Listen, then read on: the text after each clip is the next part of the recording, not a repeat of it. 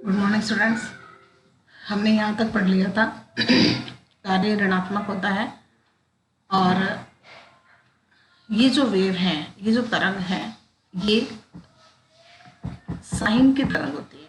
ठीक है ना, ये आपके आगे काम आएगी। आपको पता होना चाहिए साइन थीटा की तरंग कैसी होती है। तो साइन थीटा की जो तरंग है वो इस प्रकार से होती है। देखिए, 0 से स्टार्ट होती है यहाँ से, और ये इस प्रकार से आधे चक्र में ऊपर की ओर ये पाई कोण बन गया, और यहाँ से फिर वापस ये एक चक्र के लिए वापस 360 अर्थात 2 पाई कोण। ठीक है, यहाँ से आप साइन की वैल्यू पता कर सकते हो, साइन थीटा की वैल्यू पता कर सकते हो। कॉस थीटा और साइन थीटा की वैल्यू पता करने के लिए ये वेव बनाई है, ये तरंग बनाई है। जैसे साइन 0 का मान, ये 0 है, ये 90 डिग्री, ये 180 डिग्री, ये 360 डिग्री, और ये 270 और ये 360। पूरा एक चक्र, पूरे एक चक्र में 0 डिग्री, 90 डिग्री, 180 डिग्री, फिर 270 डिग्री और 360 डिग्री, ऐसे ही बनते हैं ना पूरे एक चक्र में। तो उनमें साइन की वैल्यू क्या होती है वो इस तरंग के माध्यम से आप ज्ञात कर सकते हैं। जैसे साइन 0 का मान 0, साइन π/2, π/2 मतलब 90 डिग्री, 90 डिग्री का मान होता है, साइन 90 का मान होता है 1 + 1। ठीक है, साइन 180, साइन 180 का मान होगा 0, ये 0। ठीक है, यहाँ पर 3π/2 अर्थात 270 डिग्री, 270 पे कितना होता है साइन 270 का मान -1। ठीक है, और 360 पे 360 साइन 2π 360 डिग्री, 360 डिग्री पे मान कितना होता है 0। ठीक है, तो बीच में 0 है, ऊपर +1 है, नीचे -1 है। तो साइन और कोस के जो मान हैं वो +1 और -1 के बीच में घूमते हैं। ज़्यादा से ज़्यादा मान कितना हो सकता है +1। साइन के आप कितने डिग्री ले लो, साइन 1000 डिग्री ले लो, ठीक है ना, 2000 ले लो, 5000 ले लो, किसी के भी मान 1 से ज़्यादा नहीं होंगे और -1 से कम नहीं होंगे। साइन थीटा की मैक्सिमम वैल्यू, अधिकतम वैल्यू +1 होती है और न्यूनतम वैल्यू -1 होती है। ठीक है, तो इस तरंग से आप साइन का कोई भी मान ज्ञात कर सकते हो। इसी प्रकार ये कोस की तरंग है, कोस का भी मान आप कोई भी ज्ञात कर सकते हैं। ये यहाँ से शुरू होती है, यहाँ से ऐसे ऐसे शुरू होके और फिर वही आगे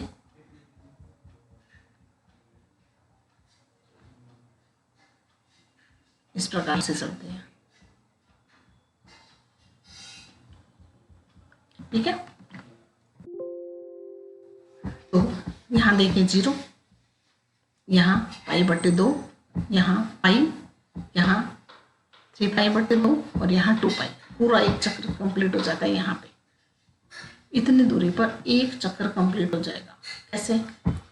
ये चौथाई चक्कर, ये आधा चक्कर, फिर ये चौथाई चक्कर, तो पूरा एक चक्कर कंप्लीट हो गया ना। साइन 0 का जो मान है, साइन 0 का मान 1, 90 का मान 0। ठीक है, ये पाई पे देखो कहाँ है, यहाँ है। ये जो ग्राफ है वो पाई पे यहाँ है, तो पाई का मान 180 डिग्री होता है ना, तो कोस 180 का मान -1। पाई का मतलब होता है 180 डिग्री। यहाँ पर कोस के लिए ये कोस पाई का मान कितना होता है -1। तो इस प्रकार से आप कोस के किसी भी मान का पता कर सकते हैं इस आरेख के द्वारा। तो इसलिए ये आरेख बना रखे हैं आपकी सुविधा के लिए। कंपल्सरी नहीं है कि आप बनाओ, लेकिन अगर बना लोगे तो आपको पता रहेगा कोस का मान कितना होता है, साइन का मान कितना होता है।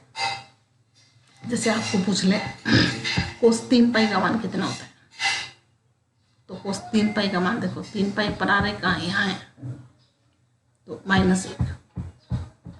ठीक है, 2 पाई पर कोस 2 पाई का मान कितना, कोस 180 का मान, सॉरी कोस 360 डिग्री का मान, 2 पाई का मतलब 360।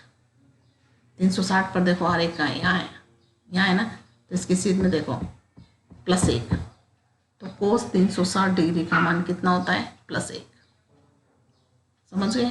तो इस प्रकार से आप साइन और कोस के मान ज्ञात कर सकते हैं। अब कार्य के लिए कुछ महत्वपूर्ण बिंदु। कार्य का दिश राशि है, इसकी कोई दिशा नहीं होती।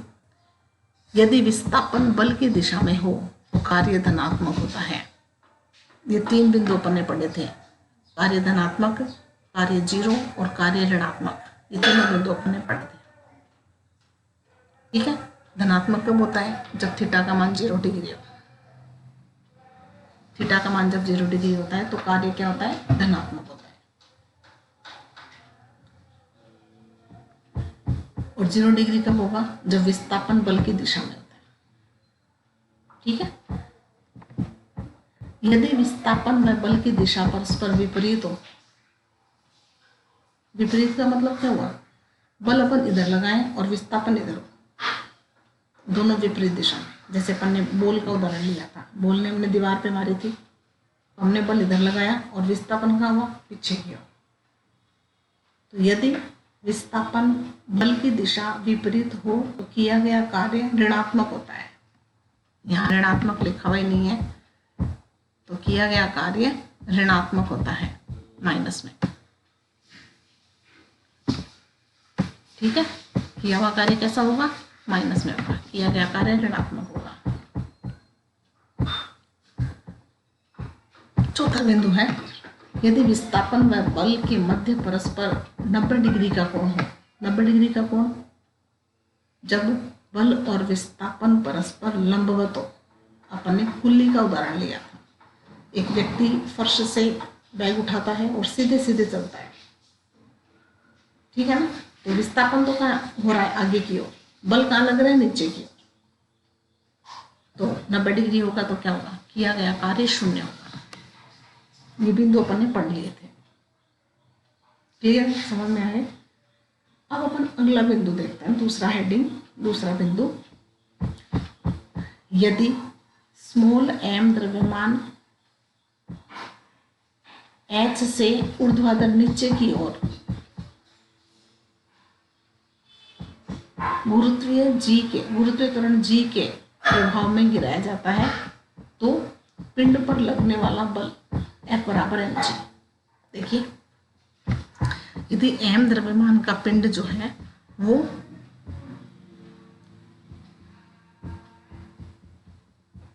h ऊंचाई है, h ऊंचाई,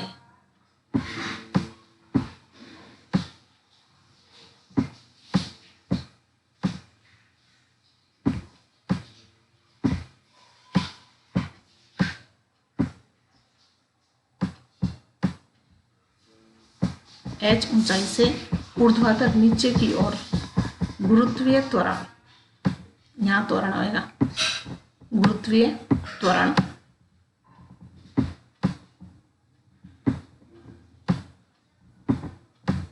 गुरुत्वीय त्वरण के बारे में अपन ने 9th क्लास में पढ़ा है। पृथ्वी का गुरुत्वीय त्वरण जो नीचे की ओर लगता है, गुरुत्वीय त्वरण g के प्रभाव में गिराया जाता है तो पिंड पर लगने वाला बल, पिंड का द्रव्यमान कितना है, m है। कोई भी पिंड अपन लेते हैं उसको अपन ऊर्ध्वाधर नीचे की ओर फेंक रहे हैं। ठीक है, h ऊंचाई से, धरातल से उसकी ऊंचाई कितनी है, h ऊंचाई है, और उस पर त्वरण कितना लग रहा है, गुरुत्वीय त्वरण g लग रहा है। ठीक है, तो पिंड पर कितना बल लगता है, गुरुत्वाकर्षण बल F बराबर mg। F बराबर m में पढ़ा है, आपने पढ़ा है ना, न्यूटन के नियम हमने पढ़े थे 9th क्लास में। F बराबर ma, m क्या था, पिंड का द्रव्यमान, a क्या था, त्वरण। यहाँ पर पिंड का द्रव्यमान m है, त्वरण कितना है g, क्योंकि गति कहाँ हो रही है, ऊर्ध्वाधर गति हो रही है। एक तो होती है समतल गति, समतल गति में अपन त्वरण a लेते हैं, स्मॉल a। ऊर्ध्वाधर गति में त्वरण लेते हैं g। ये भी मैंने आपको 9th क्लास में बताया हुआ है। ठीक है, तो पिंड पर लगने वाला बल F बराबर mg। ऊर्ध्वाधर विस्थापन h, ऊर्ध्वाधर विस्थापन कितना हो रहा है, h हो रहा है। ठीक है, तो कार्य बराबर क्या होता है, बल गुणा विस्थापन।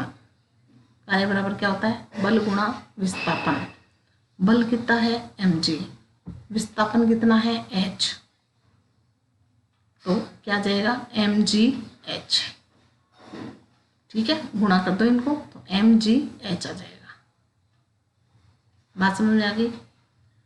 अगर किसी पिंड को ऊर्ध्वाधर गति करवाई जाती है, ऊर्ध्वाधर मतलब ऊपर से नीचे से ऊपर की ओर या ऊपर से नीचे की ओर, तो किया गया कार्य क्या होता है, mgh। याद रहेगा।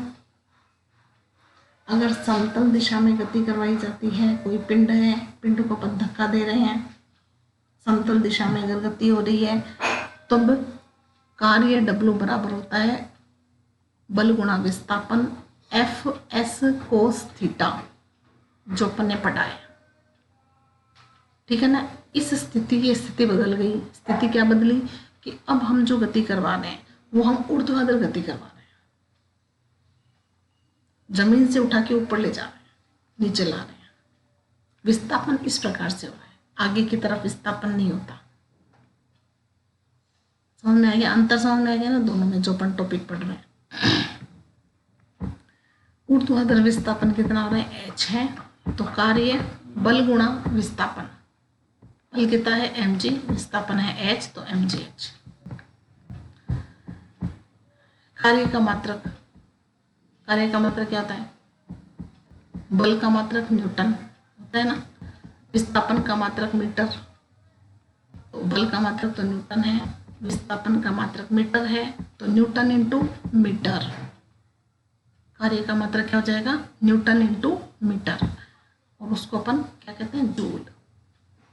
क्या कहते हैं, जूल। ठीक है, जैसे न्यूटन का मात्रक, बल का मात्रक न्यूटन है, वैसे कार्य का मात्रक क्या होता है, जूल। समझ में आ गया।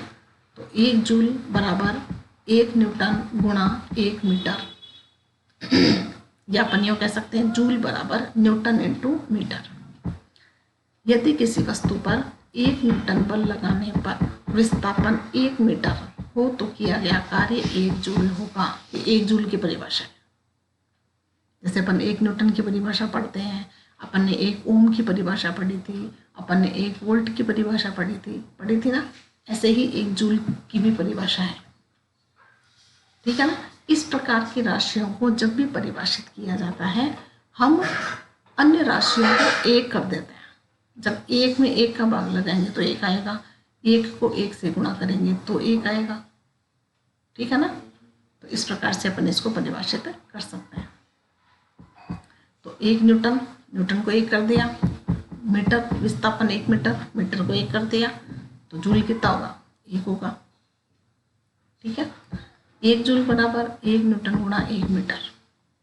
अब देखिए इसको चेंज किया है, इसको बदलाया, मात्रक बदलाया। जैसे विस्थापन है, अपन मीटर में लेते हैं, मीटर को सेंटीमीटर में बदल सकते हैं ना। 1 मीटर में कितने सेंटीमीटर होते हैं, 100 सेंटीमीटर। 1 मीटर में कितने सेंटीमीटर होता है, 100 सेंटीमीटर। ठीक है ना। तो जैसे अपन मीटर को सेंटीमीटर में बदलते हैं, वैसे अपन न्यूटन को भी बदल सकते हैं। ये कुछ सूत्र हैं वो आपको याद रखने पड़ेंगे। तो 1 मीटर बराबर 100 सेंटीमीटर। 100 का मतलब होता है 10 की घात 2। 10 की घात 2 का मतलब क्या होता है, 100। ठीक है, घात के रूप में लिखती है इसको, आप 100 में लिख सकते हो, यहाँ 100 लिख दो। ठीक है, 100 सेंटीमीटर। अच्छा, 1 न्यूटन बराबर क्या होता है, 10 की घात 5 डाइन। न्यूटन का छोटा मात्रक क्या है, डाइन। जैसे मीटर का छोटा मात्रक सेंटीमीटर होता है, वैसे ही न्यूटन का छोटा मात्रक होता है डाइन। ठीक है, और 1 न्यूटन में कितने डाइन होते हैं, 10 की घात 5 डाइन होते हैं। ये याद रखोगे। 10 की घात 5 और 10 की घात 2, टोटल कितने हो गए? 10 की घात 7। तो 10 की घात 7 डाइन इंटू सेंटीमीटर। अब जो डाइन इंटू सेंटीमीटर है, ये क्या होता है? अर्ग। ये कुछ आपको कुछ जो नाम है ये आपको याद रखने पड़ेंगे। डाइन इंटू सेंटीमीटर क्या होता है? अर्ग। जैसे न्यूटन इंटू मीटर क्या होता है? जूल। न्यूटन इंटू मीटर क्या होता है? जूल। तो न्यूटन की जगह क्या लिख दिया? डाइन। मीटर की जगह क्या लिख दिया? सेंटीमीटर। तो डाइन इंटू सेंटीमीटर क्या बन जाएगा? अर्ग बन जाएगा। ठीक है। तो 1 जूल, ये 1 जूल बराबर चल रहा है, 1 जूल बराबर 10 की घात 7 अर्ग। जूल का छोटा मात्रक क्या है? अर्ग। न्यूटन का छोटा मात्रक क्या है? डाइन। मीटर का छोटा मात्रक क्या है? सेंटीमीटर। समझ में आ गया? तो 1 जूल में आपको पूछा जाता है 1 जूल में कितने अर्ग होते हैं, तो आप क्या कहोगे? 10 की घात 7। 1 न्यूटन में कितने डाइन होते हैं? तो 10 की घात 5 डाइन। 1 मीटर में कितने सेंटीमीटर होते हैं? तो 100 सेंटीमीटर। तो ये कुछ बातें हैं जो आपको याद रखनी है। अब एक न्यूमेरिकल करते हैं अपन। यदि सफ़र में जाते समय आप 12 किलो के एक थैले को धरती से उठाकर 1.5 मीटर ऊपर अपनी पीठ पर रखते हैं, तो थैले पर किया गया कार्य कितना होगा? जी बराबर कितना होता है? 10 मीटर प्रति सेकंड स्क्वायर। ये अपन ने उसमें पढ़ रखा है 9th में। तो इसने क्या किया? एक व्यक्ति है, जैसे आप ही हो, आपको ही दे रखा है इसमें 12 किलो का वजन है, उसको आपने धरती से उठाया ऊपर की ओर। कितने ऊपर उठाया? 1.5 मीटर। धरातल से ऊंचाई कितनी ली आपने? 1.5 मीटर ऊंचाई ली। तो एच का मान कितना हो गया? 1.5 मीटर। ठीक है। एम का मान कितना है? द्रव्यमान कितना है? 12 किलोग्राम। ठीक है। जी का मान कितना है? 10।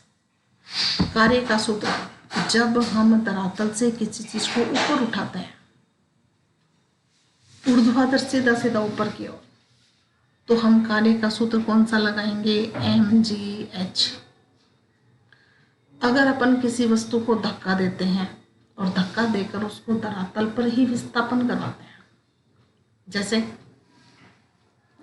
ये हमारे पास में वस्तु है, इस वस्तु को मैंने यूँ धक्का दिया, इधर से इधर धक्का दिया, ऐसे धक्का देने पर ये विस्थापित हुई, तो हम सूत्र कौन सा लगाएंगे?